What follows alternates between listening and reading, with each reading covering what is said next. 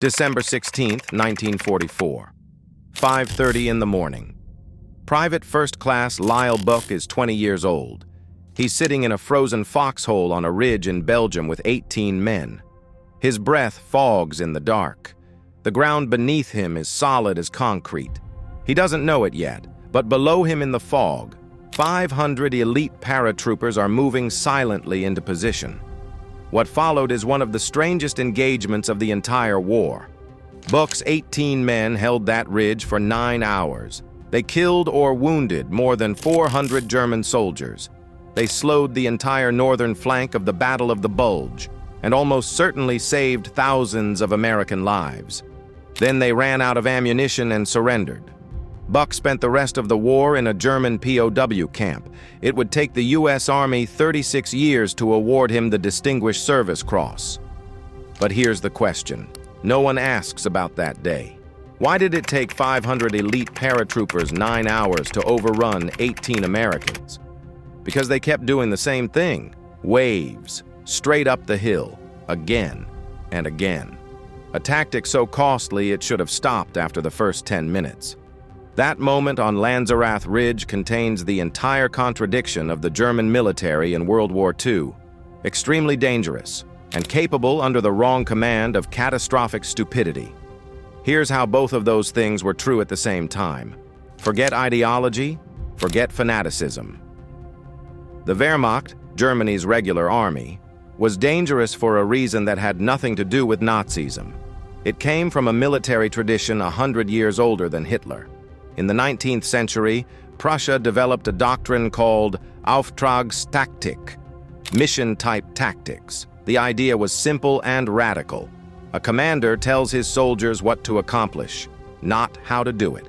The sergeant on the ground sees what the map can't show. He makes the call. He moves. No radio, no permission, no waiting. By contrast, American doctrine in 1944 was built on the opposite assumption. Orders flowed down a chain of command. The private waited for the sergeant. The sergeant waited for the lieutenant. The lieutenant radioed the captain. The system worked beautifully in training. It worked in set-piece battles with clear fronts and reliable communications. Combat is neither of those things. Here's what Auftragstaktik looked like when it worked. June 1944, Normandy. A German infantry squad comes under fire from an American position on their left flank. Their sergeant, a 26-year-old from Cologne named Werner, 3 years on the Eastern Front, doesn't reach for a radio. He's already scanning. He sees a drainage ditch running parallel to the road, 40 meters to his right. He signals 2 men with his hand. No words. They move. 40 seconds later, the American position is flanked.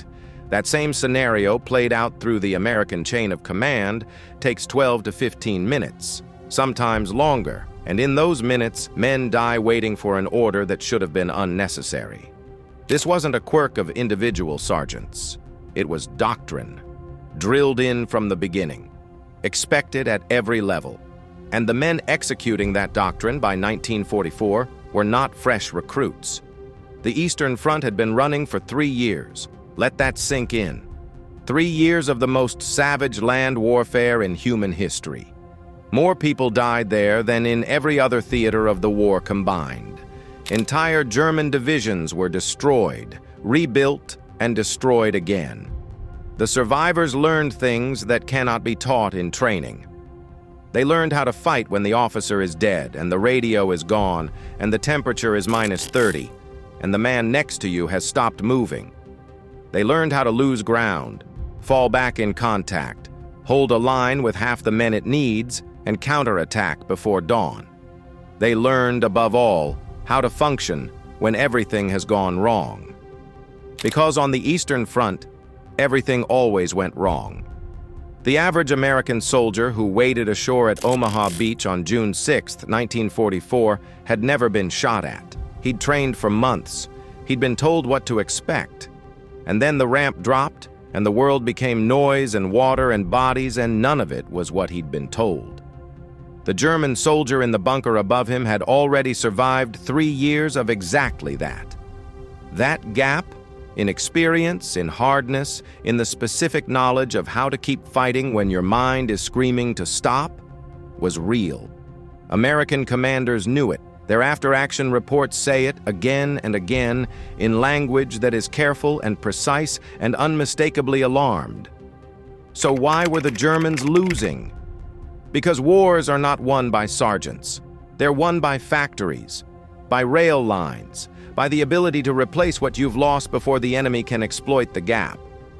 Here's what the numbers actually looked like. American industry was producing one Liberty ship every single day, one bomber every hour from a single factory in Willow Run, Michigan. When an American tank crew lost their Sherman, a replacement arrived within days. When a German crew lost their Panzer, that tank was almost certainly gone for good. And it wasn't just tanks. While every American division moved on trucks and half-tracks, the Wehrmacht was still pulling more than 70% of its artillery with horses. In 1944, against the most mechanized army in history. And here, because you've probably heard this myth, let's kill it. 5 Shermans to kill 1 Tiger. You've heard it. It's wrong. A 1946 U.S. Army study of 30 tank versus tank engagements found Shermans outperforming Panthers at a ratio of 3.6 to 1 in America's favor. British after-action reports across all tank engagements showed Allies inflicting 1.3 casualties for every Sherman lost. The Tiger was real, and it was lethal in a straight frontal engagement. It was also rare.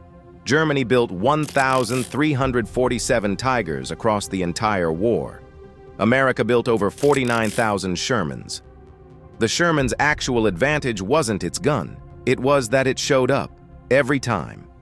In numbers, the Germans couldn't match and couldn't stop. But production and logistics only explain the strategic picture. They don't explain why German soldiers, in the final months of a war that was already lost, kept fighting with a ferocity that stunned their opponents. That requires a different explanation. April 1945. Berlin. The Soviet Union has assembled the largest military force ever concentrated in one place. 2.5 million soldiers, 6,250 tanks, more than 41,000 artillery pieces. Against them, roughly 100,000 German defenders. Old men, boys as young as 14, pulled from schools and handed rifles, soldiers discharged from hospitals and sent back to the line, no air support, no supply convoys, no possibility of reinforcement. Everyone in that city knew the war was over. Hitler would be dead in weeks. The Reich would surrender in days. They fought anyway. In 2 weeks of street-by-street, building-by-building combat, those doomed defenders killed 81,000 Soviet soldiers.